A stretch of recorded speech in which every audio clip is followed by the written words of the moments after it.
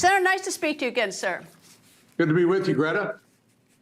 Senator, I know that you are not a fan of President Biden's executive order on the border, but is something better than nothing? Well, not in this case, because it's still nothing in the sense that this is a fig leaf designed to make it look like President Biden suddenly got religion 3.5 years after he became president, religion on the border, I should say. And what's happened is he realizes with his plummeting poll numbers, he's got to do something, but nobody believes this is actually credible. And then when you look at the details, the exceptions to this border policy actually swallow up the rule.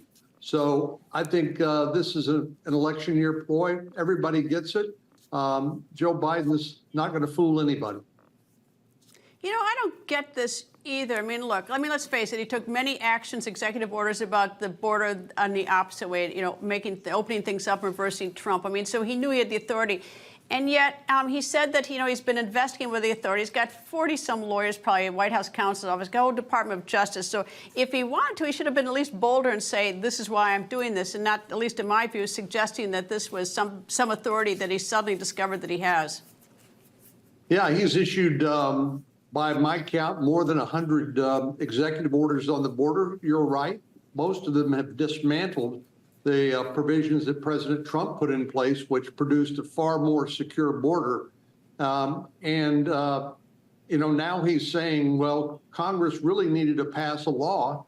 Well, that's not true, because apparently he believes he has the authority, even absent new legislation. And of course, the law is generally the same as it was when President Trump was in office, with a few exceptions like the Remain in Mexico policy.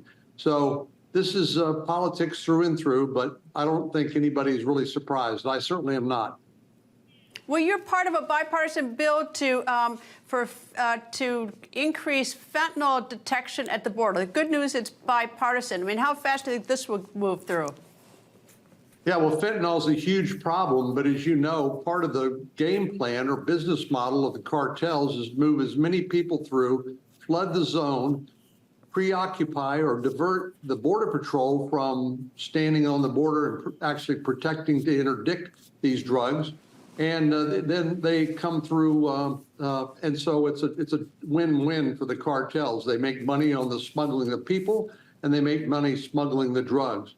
Having said that, now that it's here, we are working hard to help with public awareness. I've been in schools where six different parents have lost young people due to their children due to fentanyl. They didn't know they were taking what was a counterfeit pill contaminated with fentanyl.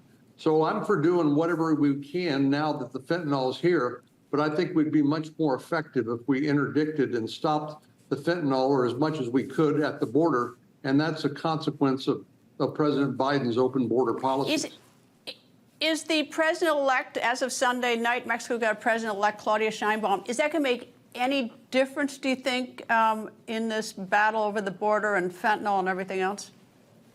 Yeah, I think everybody understands President Trump made this a priority. President Biden has taken the opposite view and basically weakened every tool that had been available. Alejandro Mayorkas, the Secretary of Homeland Security, has said time and time again the border's secure, and then more recently was overheard to say 85% of the people coming across had simply been released into the interior.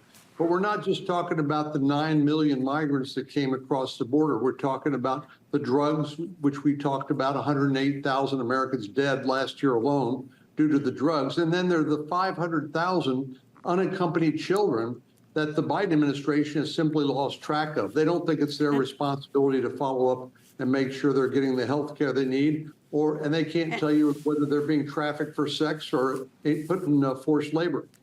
And well, I guess we'll have to see what the new president of Mexico, you know, whether she makes any sort of difference in terms of how the two countries work on this. Senator, thank you very much for joining me, sir.